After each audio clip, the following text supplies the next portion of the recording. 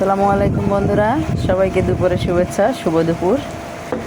তো আমাদের এখন বৃষ্টি হচ্ছে, দেখেন আমার বেলকনিতে বৃষ্টির পানি কীভাবে পড়তেছে।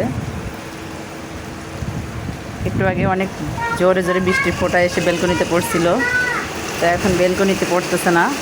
এখন এই যে দেখতে পাচ্ছেন বৃষ্টির ফোঁটাটা আসতেছে। পড়ে যাবে বাবা, তুমি যাইও না, এখানে পড়ে যাবে তো। কোথায় কোথায় বৃষ্টি হচ্ছে বন্ধুরা, মন চাইতেছে ভিজতেছে, কিন্তু আবার আমার বৃষ্টিতে ভিজা খুব পছন্দ।